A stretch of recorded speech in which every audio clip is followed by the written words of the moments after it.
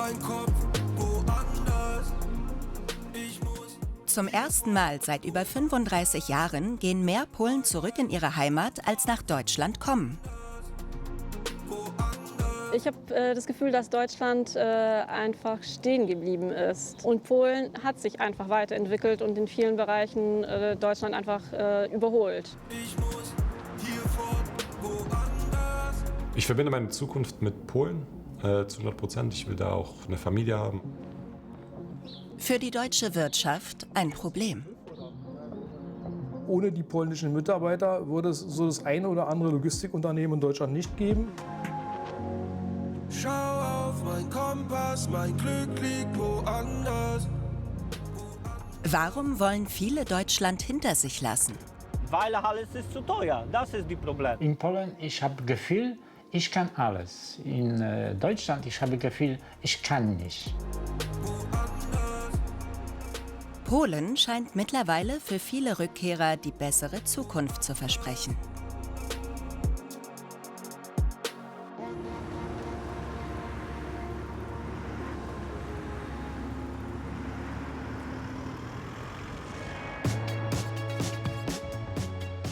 Sie ist den Schritt schon gegangen. Kamila Gierko ist vor wenigen Monaten von Berlin nach Stettin gezogen. Mit 44 hat sie sich entschieden, noch einmal neu anzufangen. Deutschland war im Prinzip meine Heimat. Ich war 8 Jahre alt, als wir mit meiner Familie, mit meinen Eltern und meiner Schwester aus Polen nach Deutschland umgezogen sind. Meine ganze Schulbildung, Studium, Erwachsenenleben verbinde ich mit Deutschland. In Polen war mein Vater stellvertretender Direktor. Es war für ihn aber reizvoll, nach Deutschland zu ziehen und dort als einfacher Fabrikarbeiter zu arbeiten. Also es war ein ganz anderer Lebensstandard, den er sich als einfacher Fabrikarbeiter bieten konnte, als stellvertretender Direktor in Polen. Seine Motivation war einfach die, seiner Familie ein besseres Leben zu bieten. Ich bin 2006 der Liebe wegen nach Berlin gezogen. Und zwar habe ich bei einem Praktikum meinen jetzigen Ehemann kennengelernt. Am Anfang war ich auch total begeistert von der Stadt, von dem kulturellen Angebot, von der Offenheit, von der Energie, die damals in der Stadt zu spüren war. Doch in den letzten Jahren wuchs ihre Unzufriedenheit in Deutschland. Es war die Situation in unserer Wohnung, wo wir als Altmieter verdrängt wurden. Es sind ganz viele Kleinigkeiten aus dem Alltag, dass die Post nicht zugestellt wird. Es waren wahnsinnig hohe Krankenkassenbeiträge, Sozialversicherungsbeiträge, Steuern auf der anderen Seite. Wenn ich zum Beispiel ein Auto leasen wollte, die Antwort kam, ich sei nicht kreditwürdig. Auch die Bürokratie und mangelhafte Digitalisierung kritisiert sie, fühlte sich dadurch ausgebremst. Ich habe das Gefühl, dass Deutschland einfach stehen geblieben ist. Es hat ein gewisses Level erreicht, an dem man dachte, okay, es ist jetzt gut so, wie es ist. Wir müssen jetzt nichts Neues mehr einführen und uns nicht weiterentwickeln.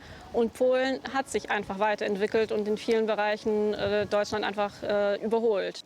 Auf dem kleinen Stettiner Wochenmarkt will Kamila uns genau das zeigen. Mit Bargeld muss hier zum Beispiel niemand mehr bezahlen.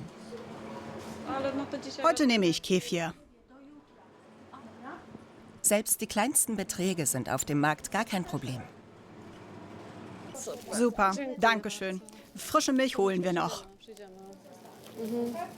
Also man kann überall mit dem Handy zahlen, selbst am kleinsten Marktstand oder wenn man irgendwo so einen Foodtruck sieht oder irgendwo einen Hotdog.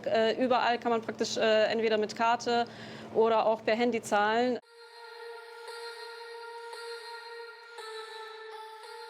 Im brandenburgischen Oranienburg hat Geschäftsführer Michael Sünkler erst vor wenigen Monaten 2 polnische Angestellte verloren. Immer mehr muss er in seinem Transport- und Logistikunternehmen deswegen zusätzlich machen. Wenn wir den Stapler hier beiseite nehmen würden, die Maschine, die Paletten wegnehmen würden, dann hätten wir hier vielleicht Platz. Wie schon vor 14 Tagen freitags. Aktuell fehlt uns ja leider Personal hier im Lager. Müssen die beiden besten Leute hier ran. Wie immer. Und dann werden wir hier versuchen, irgendwo hier den Platz zu schaffen, dass wir das hier einlagern können.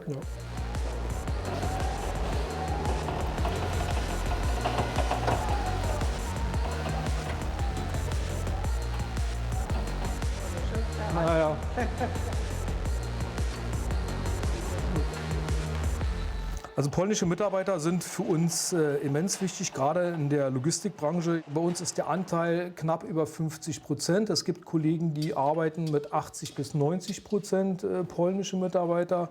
Ohne die polnischen Mitarbeiter würde es so das eine oder andere Logistikunternehmen in Deutschland nicht geben. Beziehungsweise wäre die Versorgung und Entsorgungslage in Deutschland eher schwierig. Zwischen Polen und Deutschland sind die Beziehungen so eng wie nie zuvor. Gesellschaftlich, politisch und wirtschaftlich. Doch 35 Jahre nach der Unterzeichnung des Nachbarschaftsvertrags zeigt sich ein Wandel. Erstmals kehren mehr Menschen in ihre Heimat zurück, als neu nach Deutschland kommen. Einen polnischen Mitarbeiter haben wir im Januar verloren. Und ich hatte dann erfahren, dass er beim polnischen Unternehmen arbeitet und ein ähnliches Nettogehalt hat, wie er hier in Deutschland hat. Und wenn die Work-Life-Balance so ist, dass der Mitarbeiter halt mehr bei seiner Familie ist und weniger Kosten in Polen hat, weil ihm die Wegekosten erspart bleiben nach Deutschland, dann kann ich es ihm nicht verübeln, dass er halt in Polen seine Zukunft wieder sucht. Polen geht jetzt gerade andere Wege, um sein Personal zu halten bzw. zurückgewinnen. Künftig sollen Familien mit 2 Kindern und bis zu 33.000 € Jahreseinkommen pro Ehepartner keine Einkommenssteuer zahlen. Das Gesetz ist aber noch nicht in Kraft. Das finde ich schon einen sehr guten, intelligenten Weg, um auch die Mitarbeiter zu motivieren, im eigenen Land zu bleiben oder wieder zurückzukommen. Bei uns fällt dem Staat halt nur ein, den Mindestlohn massiv anzuheben, was aber de facto und beim Mitarbeiter nicht wirklich an Netto ankommt. Natürlich verdiene ich in Deutschland ein höheres Brutto, aber anscheinend ist das Netto, von dem ich mir meinen Lebensunterhalt bestreiten muss. Und wenn das Netto fast gleichwertig ist, dann habe ich keinen Grund mehr nach Deutschland zu kommen zum Arbeiten.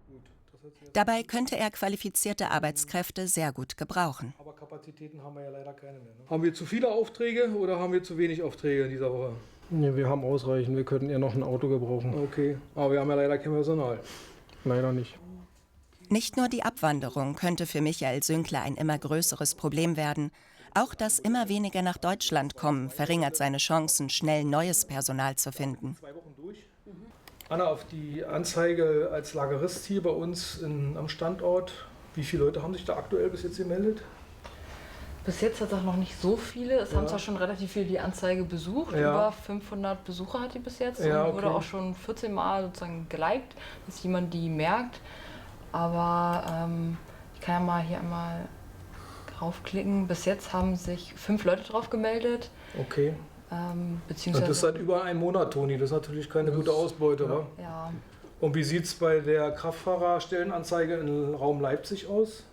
Dort haben sich einige mehr gemeldet, bestimmt um die 10. Aber bis jetzt haben wir immer noch keinen Bewerber gefunden. Wo wir Keinen gesagt haben, geeigneten gefunden, okay. Genau.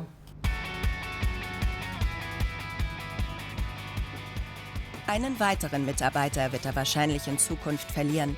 Lkw-Fahrer Tomasz Mochardo fährt heute mehrere Touren durch Berlin und Brandenburg. Seit 10 Jahren lebt er schon in Deutschland. Damals konnte man hier mehr Geld verdienen als in Polen. Doch die fetten Jahre seien vorbei. Meine Preis hier für die Firma sind plus minus 2.500 €. Das ist nicht so viel. Ich bezahle vielleicht 900 € für Miete. Und jetzt Internet, Handy und alles, Benzin. Was ist das? Für einen Preis, das ist ganz schlecht hier. Ne?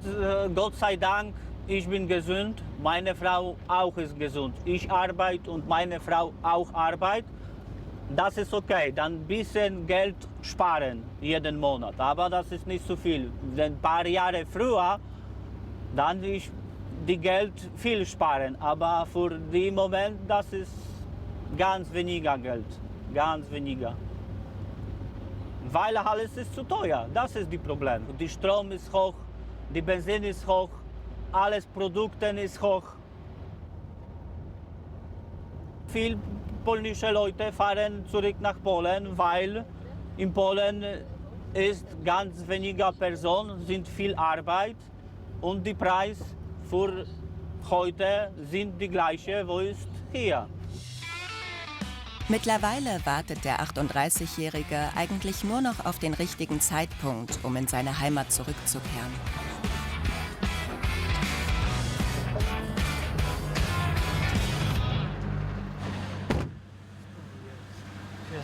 Ich habe die Papier und ich muss jetzt gucken, wie viele Paletten ich habe. Ich habe 57 Paletten. Vielleicht noch ein paar Jahre, ich bin hier und ich auch fahre zurück nach Polen.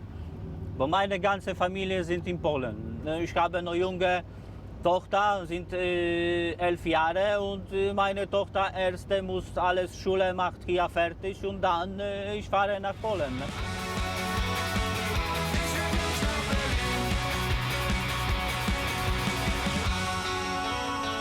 Ich will nicht nach Berlin.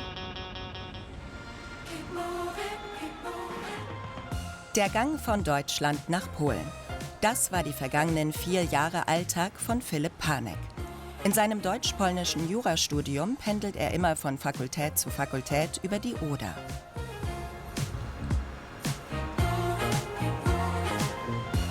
Ich bin heute hier zur Arbeit hier, um was aufzubauen für eine Vorlesung von uns. Technisches Equipment muss zusammengesetzt werden. Ein Teil seiner Studijobs an den 2 Campus-Standorten.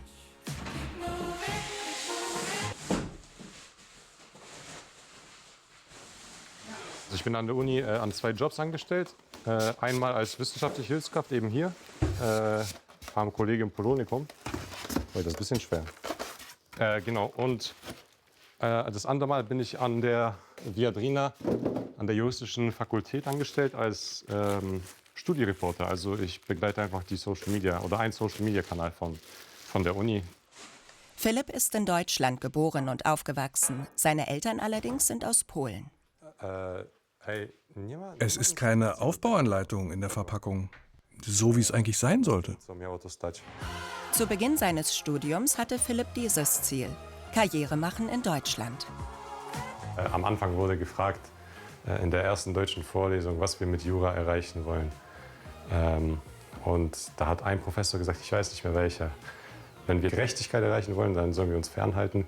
Wenn wir Geld verdienen wollen, dann ist es ein guter Job. Ich dachte, ja, ich bin hier wegen dem Geld da. Ich war überzeugt davon, dass ich in Deutschland bleiben werde. Das Einstiegsgehalt ist wesentlich größer in Deutschland als in Polen. Aber mit der Zeit haben andere Werte jetzt doch gewonnen. Also Familiennähe, die Liebe an sich. Ja.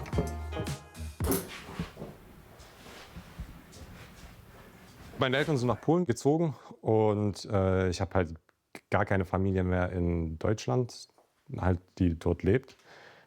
Und ich glaube, das ist auch so ein wesentlicher Aspekt, warum ich wieder zurück nach Polen möchte. Mittlerweile kann man in Polen echt gut leben, auch einigermaßen gut verdienen. Für den Staat natürlich nicht so viel wie in Deutschland, aber ich meine, der Wirtschaft von Polen geht es ja immer besser. Deswegen sehe ich da auch sehr viel Potenzial drin. Philipp Panek hat neu entschieden. Er kehrt Frankfurt-Oder den Rücken und zieht in das Land seiner Eltern. Für ihn ist es auch eine Entscheidung für eine andere Arbeitskultur, die sich deutlich von Deutschland unterscheide.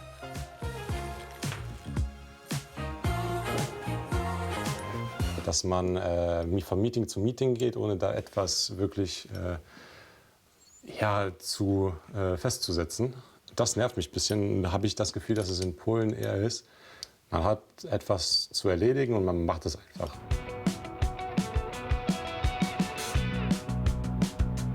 Das mit denen und mit mir, das wird in diesem Leben nicht mehr funktionieren. Einmal über die Oder zurück in Deutschland. Das Studium hat er hier an der Viadrina-Universität schon abgeschlossen. Jetzt kommt er nur noch, um sich auf seine nächsten Schritte vorzubereiten. Ich lerne jetzt gerade tatsächlich für die Eingangsprüfung fürs Referendariat in Polen. Ja, die findet Ende des Jahres statt. Ich bin jetzt auch gerade schon in der 3. Woche. Ich habe die 3. Woche jetzt angefangen von der Vorbereitung.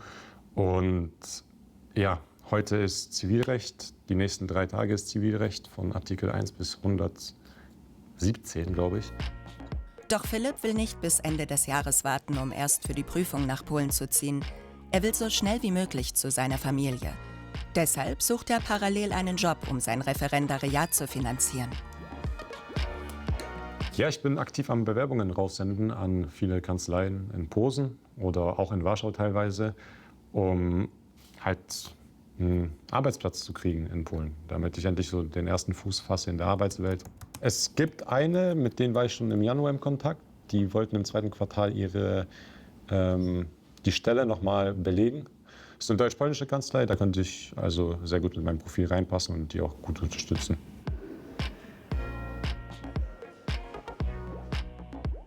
Also was ich vermissen werde, wird meine tägliche Mensagänge mit meinen Kollegen sein. Also 12:30 Uhr gehen wir immer in die Mensa hier, treffen uns, quatschen, meistens über irgendwelche Dummheiten, aber macht den Kopf frei, ja. Das werde ich vermissen. Da kommen meine Kollegen jetzt gerade. Die können mir was bringen.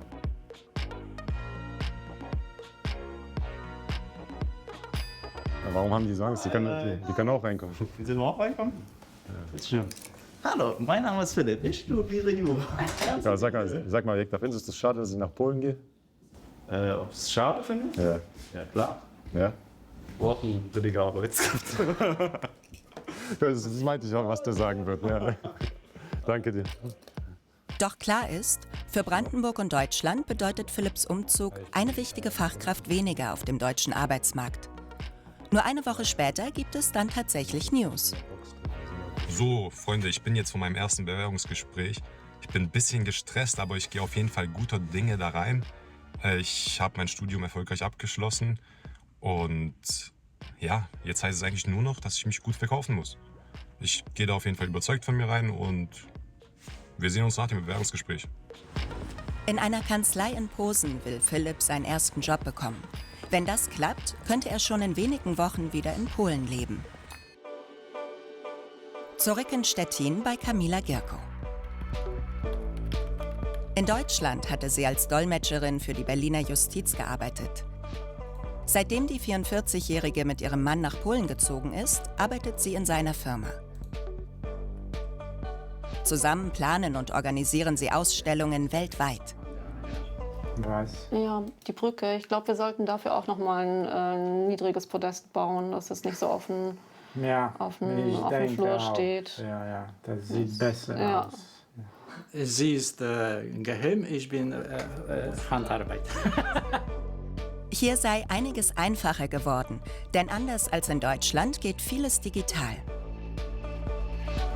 Ja, ich suche Galaximet SMS-Rezept. Ein Rezept für ein Medikament bekommt man hier per SMS von der Arztpraxis zugeschickt. Mit dem kann das Paar dann direkt in die nächste Apotheke. Etwas, das die beiden regelmäßig nutzen. Weißt du noch, in Berlin hätten wir jetzt bei der Praxis anrufen müssen, einen Termin vereinbaren müssen. Wenn einen Termin gibt. Aber ohne Gang zur Praxis hätten wir das an sich nicht machen können, auch wenn es ein Folgerezept ist für ein Medikament, das du dauerhaft einnimmst. Also es ist schon wahnsinnige Zeitersparnis, dass man das jetzt einfach zwischendurch per SMS erledigen kann. Und vor allem in deinem Fall, wenn du das immer vergisst. Auch viele Behördengänge kann man in Polen per App erledigen. In Berlin hingegen wurde vieles zu bürokratischen Hürden für das Paar. Die Tatsache, dass man selbst für die kleinsten Kleinigkeiten ewig warten muss, um überhaupt einen Antrag zu stellen, um überhaupt einen Termin zu bekommen. Die werden freigeschaltet wie Konzerttickets, wo man dann um 7 Uhr morgens vorm Schirm sitzen muss und prüfen muss, ob vielleicht ein Termin frei geworden ist. Das war einfach wahnsinnig frustrierend, weil man sich einfach blockiert gefühlt hat. Also man braucht etwas und kann es einfach nicht erledigen. Wir hatten beide leider die Notwendigkeit, in den letzten Jahren Sterbeurkunden zu beantragen. Und das hat ja ungelogen, glaube ich, bei meinem Vater hat es, glaube ich, 2 Monate gedauert. Und ohne die Sterbeurkunde kann man auch keine Bestattung durchführen. Das heißt, In Polen, der Verstorbene muss irgendwo aufbewahrt werden. Und, das dauert maximal einen Tag, maximal. Ja. Später, Also in Sterbeurkunde, Polen, ja. Deutschland war wirklich andere Land, andere Welt, andere Land. Vor über 20 Jahren war absolut umgekehrt. In Polen war alles scheiße, in Deutschland war alles sauber, schön und funktioniert. Dieser Eindruck hat sich jetzt gedreht. Die beiden sehen ihre Zukunft in Polen. Als nächstes ist es unser Ziel, ein Haus zu kaufen, entweder direkt in Warschau oder in der Umgebung von Warschau. Also Ja, entweder, das hängt von Preisen natürlich. Genau. Also ein Reihenhäuschen oder ja, ein kleines Häuschen mit Garten.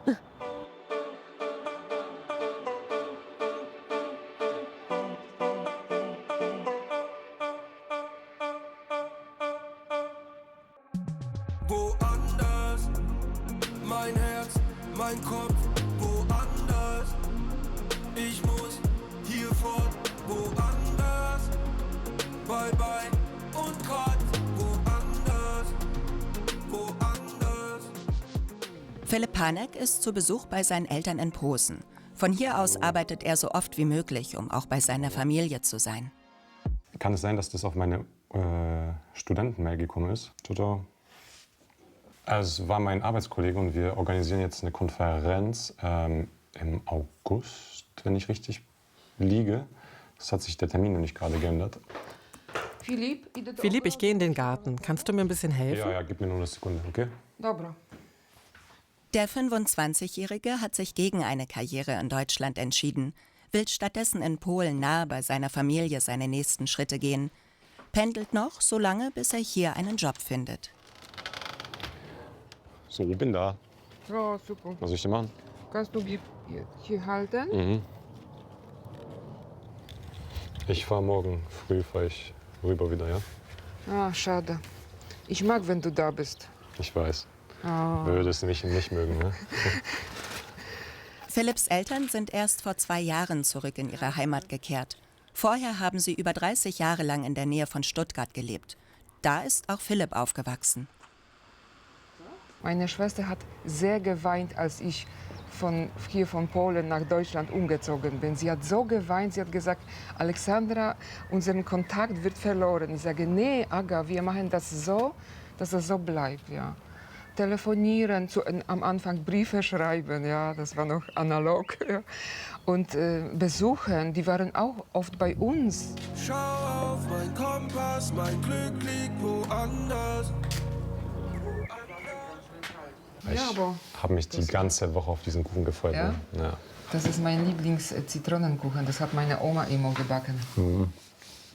Ich habe direkt danach daran gedacht, nachdem ich aus dem Bewerbungsgespräch raus bin. Habe mich nur auf diesen Kuchen gefreut. Und wie war dein Gespräch? War ganz gut, war ganz anständig. Wir haben so eine halbe Stunde lang geredet miteinander. Ich habe ein paar Fragen gestellt, er hat ein paar Fragen gestellt. Auch inhaltliche Fragen. Also ich war zwar nicht zu 100% sicher, ob ich das richtig gemacht habe, aber die haben mich angeschaut und gesagt, ja, ist okay. Wenn das klappt, könnte alles ziemlich schnell gehen. Philipp würde aus seiner Studentenwohnung in Frankfurt-Oder ausziehen und schon in wenigen Wochen in Posen leben. Den nächsten Schritt bereitet er schon vor. Ich kann dir ja mal was zeigen. Ja. Oh. Was hast du gefunden oder was hast du? Neubau. So ganz hell, oder? Ja. Neubau? Ich glaube, ja. Da sind wir bei 2070 Zloty monatlich.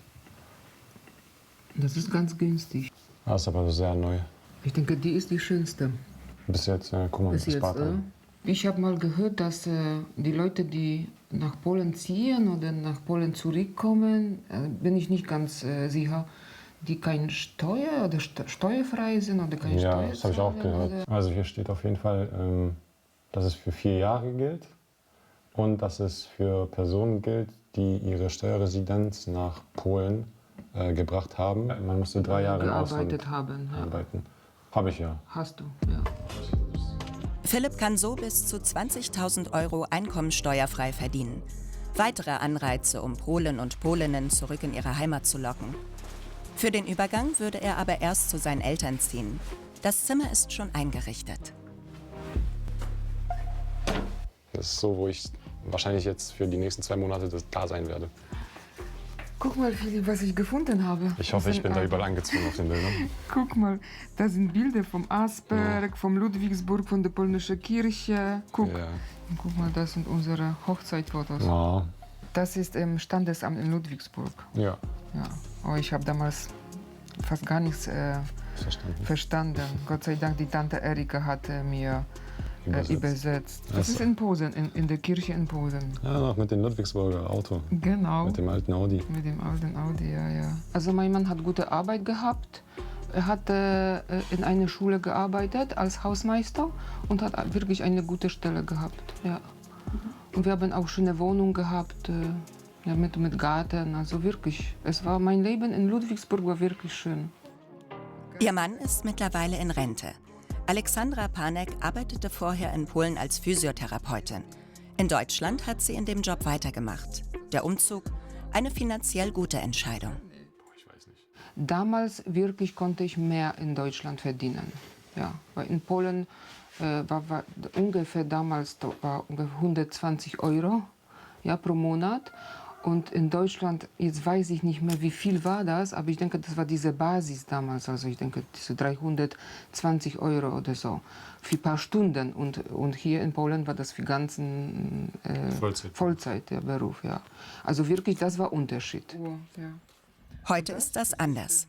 In Polen kann sie jetzt ungefähr genauso viel verdienen wie in Deutschland. Die Sehnsucht nach Familie, Gemeinschaft, das bringt alle wieder zusammen. Ich hätte mich auch entscheiden können, ne, in Deutschland zu bleiben. Hättest du auch nichts gegen. Nee, du kannst, wenn du möchtest. Das war ja auch der Plan. Genau. Ja. Also ich möchte, du bist eine andere Person. Du kannst entweder dort wohnen oder da oder noch irgendwo.